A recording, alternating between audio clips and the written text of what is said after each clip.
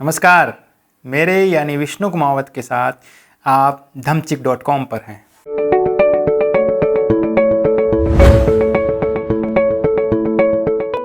साल 1971 के दिसंबर का 8वां दिन था। भारत पाकिस्तान युद्ध चल रहा था। गुजरात के कच्छ जिले के एक गांव के पास पाकिस्तान ज़बरदस्त गोलाबारी कर रहा था। यहाँ लगातार 16 बम गिराए जा चुके थे।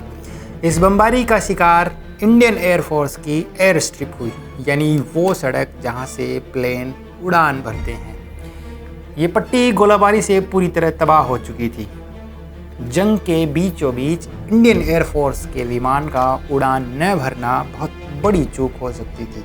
वायुसेना ने बीएसएफ से मदद की बात कही, लेकिन इस एयर स्ट्रिप को ठीक करने के लिए कम से कम समय में ज़्यादा से ज़्यादा लोगों की ज़रूरत थी। मुसीबत के समय में आगे आए भुज नाम के गांव के 300 लोग, जो अपनी जान पर खेलकर ये एयर स्ट्रिप बनाने को तैयार हो गए। इनमें ज़्यादातर महिलाएं थीं। देश के लिए सेवा के इस मौके को भुज के माधोपुर गांव की महिलाओं ने जाने नहीं दिया और सभी ने केवल 72 घंटों के भीतर एयर स्ट्रिप बना डाली।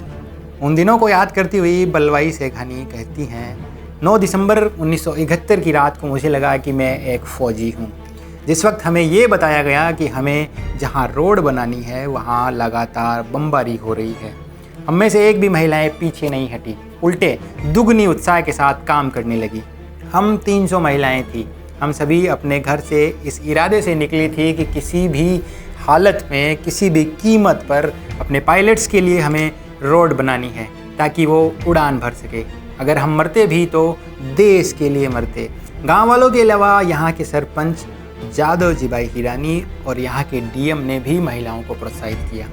साथ ही वायुसेना के स्क्वाड्रन लीडर विजय कर्णिक ने भी इन महिलाओं का हौसला बढ़ाया।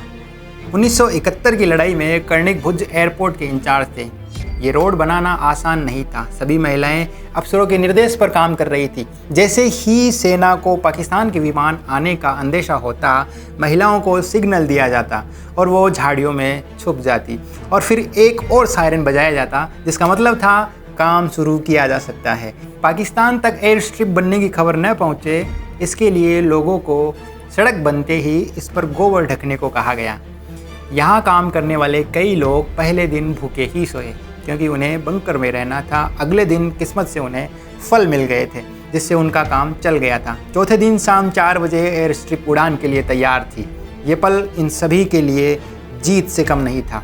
खासकर जिस तरह की सिचुएशन में ये काम कर रहे थे, जंग के 3 साल बाद उन्हें इंदिरा गांधी सरकार की तरफ से पुरस्कार दिया गया, लेकिन सभी ने इनकार कर दिया। ये कहते हुए इनकार कर दिया कि उन्होंने ये काम अपने देश के लिए किया है। और कुछ समय बाद इन महिलाओं के नाम पर इन्हीं के गांव माधोपुर में वीरांगना स्मारक बनाया गया। इन महिलाओं ने जो किया वो सही में एक वीरांगना ही कर सकती है। भुज की महिलाओं की इस कहानी को अजय देवगन एक फिल्म के रूप में लेकर आ रहे हैं। भुज द प्राइड ऑफ इंडिया के नाम से इस फिल्म का पोस्टर 2019 में रिलीज़ किया गया था। अब ये फिल्म रिलीज़ के लिए तैयार है। फिल्म में संजय दत्त, सोनाक्षी सिन्हा और शरद केलकर भी हैं।